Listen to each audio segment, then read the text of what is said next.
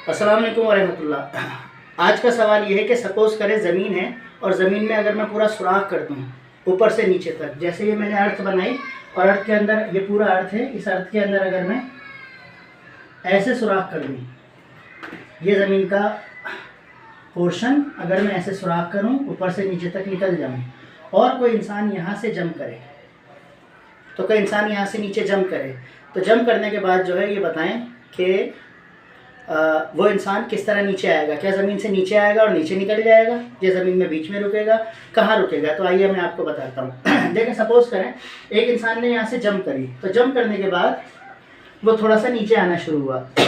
जब वो यहाँ से नीचे आना शुरू हुआ तो उसके ऊपर Newton law of gravitation apply हो रहा है। F = G m1m2 upon r square.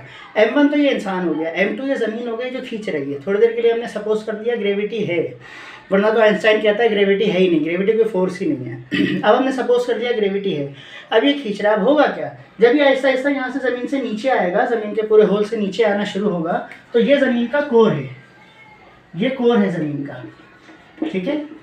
जब यहाँ पर आएगा तो यहाँ पर आने के बाद ग्रेविटी यहाँ से प्रोड्यूस हो रही है, तो कुछ लोगों का ख्याल ये है कि यहाँ पे आने के बाद इसे रुक जाना चाहिए, और बिल्कुल उनका सोचना भी सही है, लेकिन ऐसा होगा नहीं, ठीक है।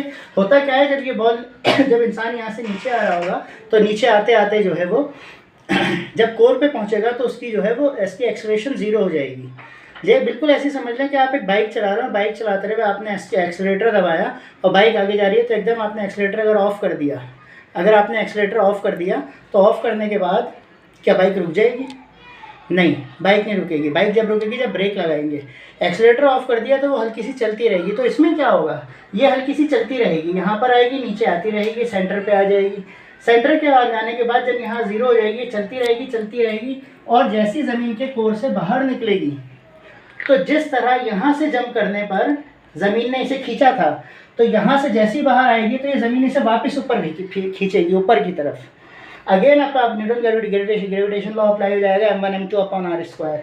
ये यहाँ से खींचेगी, जैसे खींचना शुरू करेगी, क्योंकि वह वेलोसिटी से नीचे आ रही थी, जब इसे वापस खींचेगी तो एक्सेलरेशन 0 होगा, यानी वेलोसिटी 0 होगी, और ये उसे वापस खींचेगी। जब ये वापस ऊपर जाएगी तो ऊपर जाने के बाद यहाँ पर आएगी, फिर वो बिहेव करेगी, यहाँ पर जो है एक्सेलरेशन 0 हो जाएगी, और वेलोसिटी ऊपर आएगी, ये बॉडी फिर ऊपर निकलेगी। तो इसी तरह ये ऊपर नीचे ये बार बार बिहेव करती रहेगी। ये बिल्कुल जो है ऊपर नीचे होती रहेगी, और इसी चीज़ को हम कहते हैं सिंपल हार्मोनिक मोशन। कि if a body move to and fro या back and forth from its mean position, so this is called simple harmonic motion. तो कोई इंसान अगर ज़मीन के अंदर जंप कर देता है पूरा सुराख करके, तो वो ज़मीन के उसी चुंगल में फंस जाएगा, वो कभी भी उससे बाहर नहीं आ सकता और सिंपल हार्मोनिक मोशन परफॉर्म करता रहेगा। अगर आपको इसके बारे में कोई बेहतर आइडिया है या कुछ कमेंट करना चाहते हैं तो करें। अस्सलाम वालेकुम।